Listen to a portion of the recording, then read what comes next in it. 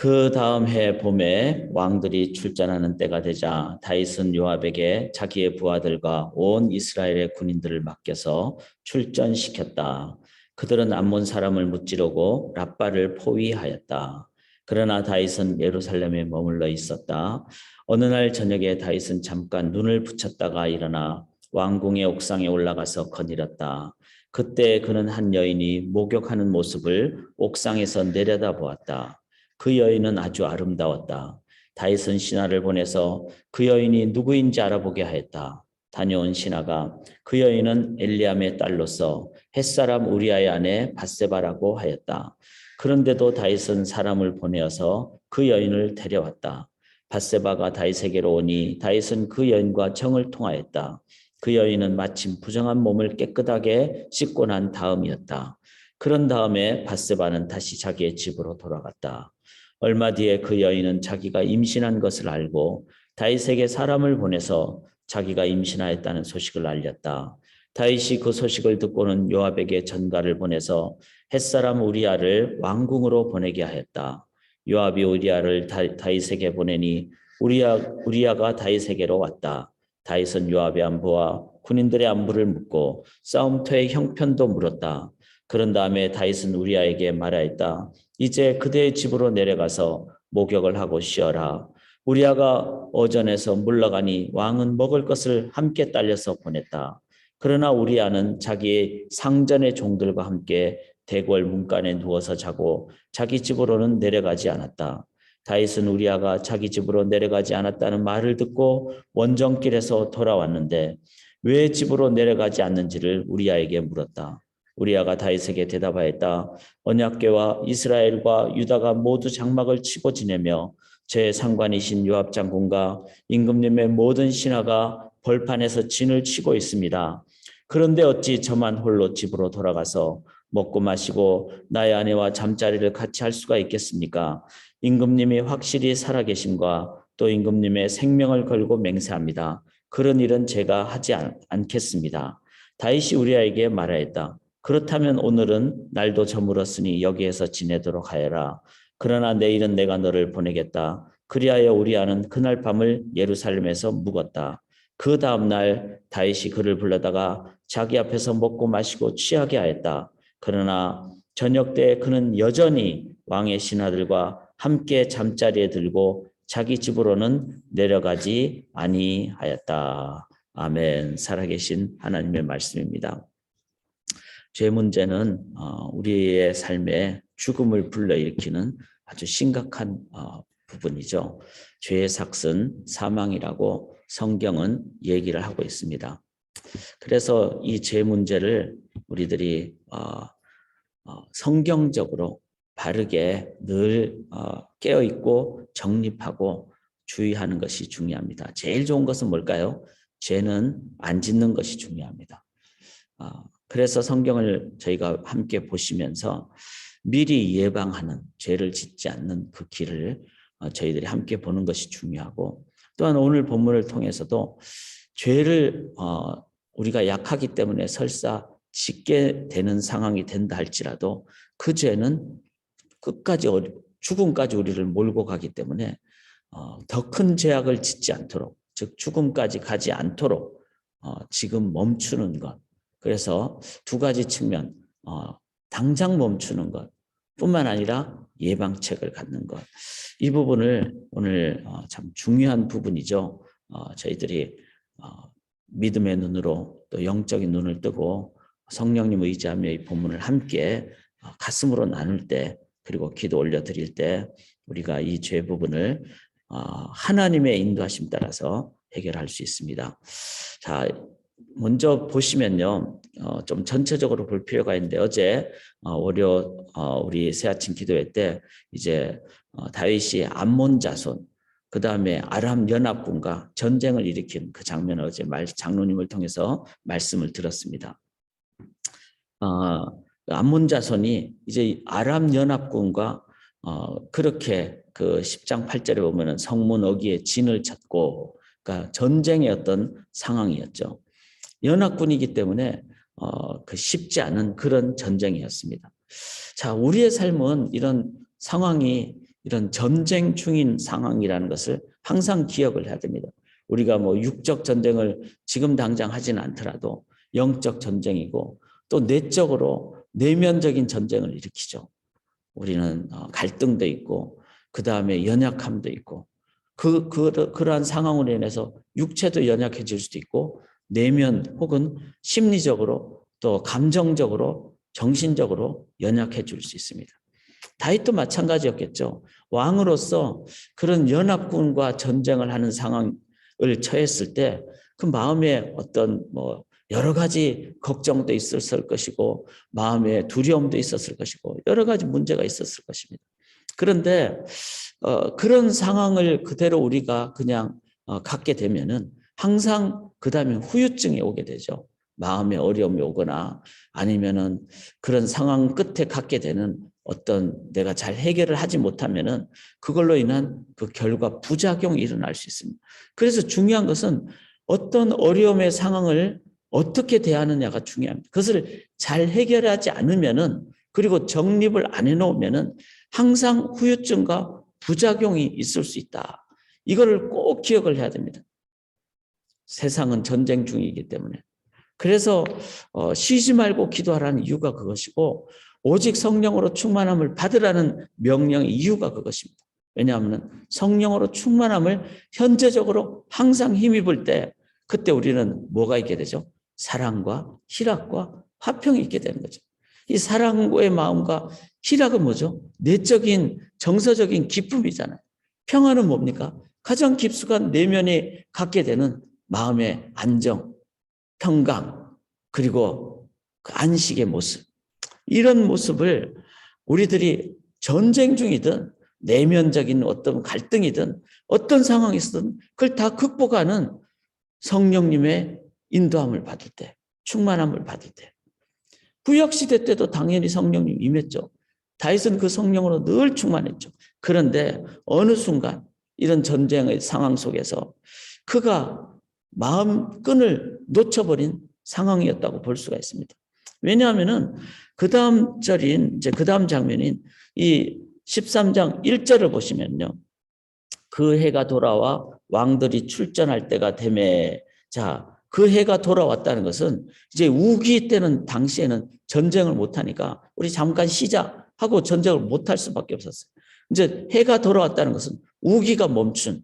그러면 이제 다시 이제 전쟁을 막 그때 하려는 상황이었으니까 다시 전쟁하는 왕들이 출전할 때가 되면 리더로서 지도자로서 이제 앞에 나가서 전쟁을 해야 되는데 다윗은 어떻게 합니까? 여기 1절 끝에 보면은 다윗은 예루살렘에 그대로 있더라. 뭐 여러 가지 이유가 있었겠죠. 그런데 전후좌우를 봤을 때 그는 전쟁 중이고 잠시 휴전 중인 상황에서 그가 가졌던 진정한 마음에 그 하나님만이 주시는 성령의 평강이나 안식 대신에 마음줄을 놓았거나 정신줄을 놓았거나 감정의 선을 놓친 그런 상황임을 보게 됩니다. 그러니까 유혹이 오니까 넘어가게 되고 그 속에 마음을 다잡지 않은 상황이니까 넘어가게 되는 그런 상황임을 보게 되면서 다윗의 평상시에 가져야 됐던 그 평강과 안식. 실은 이게 안 되면은 프리벤티브 어프로치, 그 예방책을 우리가 하지 못하게 됩니다. 그러면 문제가 있거나 사탄의 공격이 오면 쉽게 넘어가기가 쉽죠. 그래서 11장 1절에 보니까 왕으로서 출정과 의무를 다하지 않는. 자, 이것을 조금 더 적극적으로 본다면 다윗에게 주어진 소명은 뭐였죠? 그것은 왕이라는 한 나라의 지도자라는 소명을 가졌습니다. 소명은 자기를 드러내는 것이 아니죠. 다윗은 하나님의 그 인도함을 받고 하나님 나라 백성들을 잘 섬겨야 되는 그런 직분, 소명을 가졌다면 그가 가져야 될 것은 소명 감당이라는 자세였을 것입니다. 소명은 뭐죠? 내가 좋을 때는 하고 하기 싫을 때는 안 하고 그게 아닙니다. 힘들 때는 안 하고 안 힘들 때는 하고 그것도 아니죠. 힘들 때거나 하고 싶지 않은 마음이 들 때에도 주님의 뜻이라면 하는 것. 그리고 내가 봤을 때는 계산이 안 나와도 하나님이 명령하고 말씀하신 것이라면 하는 것. 여리고성 그렇게 13바퀴 돌아봤자 무너질 계산이 안 나오잖아요. 그래도 하나님이 돌라 그러니까 도는 것. 이게 바로 소명입니다. 왕도 소명이죠. 하나님 나라니까. 그런데 잠시 정신줄을 놨죠. 나는 좀 쉬자. 이렇게 된 것이죠. 하나님의 때가 되면 다 안식도 주시고 쉴 때도 주십니다. 그러나 지금은 전쟁터로 나가야 될 소명을 감당해야 될 삶의 상황이었습니다. 여러분, 소명대로 사는 것이 죄를 이기는 길입니다. 왜? 소명을 감당하려고 할 때 하나님은 힘주시고 함께 하시기 때문에. 그래서 평상시의 평강과 안식을 성령 충만함으로 그리고 나에게 주어진 소명에 충실하실 때 하나님의 능력을 힘입게 됩니다. 자, 3절을 보시면요. 다윗이 사람을 보내 그 여인을 알아보게 하였더니 자, 소명 감당을 하지 못하면 빈틈이 생기고 그 여성이 그런 상황이 있는 것을 다윗이 보는 것 자체는 어떻게 할 수가 없는 눈에 보이는 상황이니까. 그러나 그 다음 상황은 뭐죠? 3절에 사람을 보내 알아보게 하는 이거는 뭐죠? 자기의 어떤 권력을 이용해서 왕이니까 다 조사할 수 있으니까 권력을 이용하고 그 다음에 4절에 보니까 동침하게 되는 이거는 뭐죠? 알아봤는데 우리아의 아내 바세바라는 것을 알았어요. 이미 결혼한 사람이라는 걸 알았습니다. 그렇다면 당연히 그 선은 넘지 말아야 되겠죠. 그런데 선을 넘게 되는 잘못을 범하게 됩니다. 이 선이라는 게 뭐죠? 우리의 삶에 우리가 이 정도 넘어서는 안 된다는 영역이 있습니다. 그게 바로 넘는 것이 죄죠. 적당히 먹어야 될 것. 아니면 적당히 해야 될 적정선. 그걸 넘게 됐을 때 항상 부작용이 있습니다. 그런 면에서 우리는 항상 우리의 그 바운더리를 신앙의 기준으로 항상 정해놓는 자세를 가져야 됩니다. 그 선의 영역을 가르치지 않고 명확하지 않으면 타협을 하게 되죠. 그런 면에서 평상시에 하나님 안에서 성경 말씀 안에서 선을 우리들이 늘 기억하는 것. 이 부분 또한 매우 중요합니다. 그 다음 장면을 보시면은 5절에 결국 선을 다윗이 넘게 됐을 때 결과가 어떻게 됩니까? 5절에 그 여인이 임신하매 이렇게 나옵니다. 자, 죄의 흔적이죠. 생명을 갖게 되는 죄의 그 흔적. 만약에 다윗이 이런 임신의 상황을 들었을 때 얼마나 두려웠겠어요. 왜냐하면 이제 배가 부르고 아기를 낳게 되고 이런 이 두려움의 상황에서 이 문제를 해결할 수 있는 길은 자기의 어떤 노력도 아니고 자기의 어떤 인간적인 결단이 아닙니다. 왜냐하면 그걸로는 이 죄 문제를 해결할 수가 없기 때문에 하나님 앞에 무릎 꿇고 먼저 하나님 앞에 회개했을 때 하나님만이 주시는 용서의 확신과 그 다음에 하나님만이 주시는 마음의 위로와 격려가 있을 때 이제 그때라도 가서 이제 다 고백하고 그랬다면은 물론 문제가 많았겠죠. 뭐 왕으로서 채통이 없어지기도 하고 우리아의 아내니까 우리아로부터 많은 어려움을 겪을 수도 있고 그렇지만 뭘 피할 수 있었을까요? 임신해서 낳은 그 아기의 죽음은 피할 수 있었겠죠. 조금 묵상을 해보면은 이건 엄청난 그 잘못 결과를 방지할 수 있는 상황을 이때 가질 수 있었던 것입니다. 죄의 결과는 죽음이라는 것을 우리가 이해를 한다면은 다윗이 이때 조금 마음이 어려웠더라도 하나님 앞에 먼저 회개하면 하나님의 평강과 담대함과 그 하나님이 자기 앞에 자존감을 주시면 자존심도 버리게 되고 그렇게 됐을 때 사람들로부터 어느 정도의 어떤 책망을 갖겠지만 더 큰 잘못인 그 생명이 죽게 되는 결과는 멈췄을 것입니다. 밧세바를 통해서 낳은 자녀는 그때 세상에 태어나서 죽게 되는 처참한 결과를 갖게 됐죠. 8절 보시면은 그가 또 우리아에게 이르되 내 집으로 내려가서 발을 씻으라 하니 우리아는 안 내려가죠. 이거는 뭡니까? 회개하지 않았을 때 이제는 우리아까지 죽게 하는, 그래서 나중에 우리아가 전쟁터에 가서 죽게 되는 상황, 그리고 또 아기도 죽게 되는. 죄는요 어느 순간에 멈추지 않으면은 죽이거나 죽게 되거나 더 큰 사망의 길로 결과를 갖게 올 때까지 멈추지 않는다는 것을 기억을 해야만 합니다. 죄의 처참한 결과를 기억할 때 우리들은 이 5가지, 제일 중요한 건 제가 생각할 때는 먼저 평강과 안식을 모든 상황 가운데 성령으로 충만함을 받음으로 내가 갖는 것입니다. 그래서 성령의 충만함이 중요하고, 이번 수요일 날 수요 성경 공부 이제 성령론에 대해서 마지막 정체 정리하는 날인데 꼭 좀 들기를 원합니다. 왜냐하면은 성령론의 가장 중요한 것 중에 하나가 저는 예방책이라고 생각합니다. 언제나 어디나 계시는 성령님으로 평강과 안식을 가질 때 이런 전쟁 속에서 우리는 예방책을 갖습니다.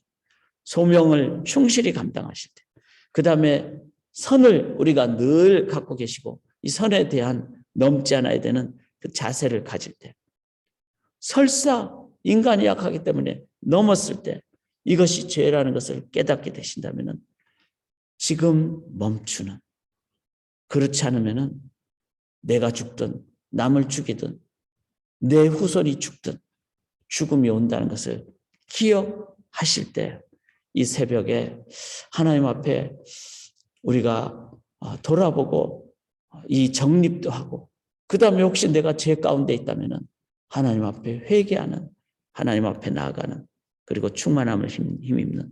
그래서 오늘 개인 기도 시간에 제가 이렇게 좀 도전을 드립니다. 죄를 이길 수 있는 유일한 길이 뭘까요? 하나님 한 분 외에는 없습니다. 은혜 외에는 없습니다. 그래서 나는 지금 하나님을 전심으로 사랑하고 있는가? 이 말은 뭐죠? 마음과 뜻과 힘을 다하고 목숨을 다해. 이거는 주일날만 사랑하는 게 아니라 지금 이 순간 내 마음과 뜻과 전인적으로 하나님과 정말 교제하고 하나님과 교통하고 있는가? 그 길을 오늘 매 순간 진행하고 나아가실 때 우리는 그 하나님에 의해서만 죄를 이길 수 있음을 기억할 수 있기를 원합니다. 살아계신 하나님, 전심으로 하나님과 교제하는 우리 개인 시간 되게 도와주시옵소서. 하나님의 충만함으로 채워주셔서 죄가 들어올 틈이 없도록 하나님으로 채워주시옵소서. 의지하고 예수 그리스도의 이름으로 간절히 기도드리옵나이다. 아멘.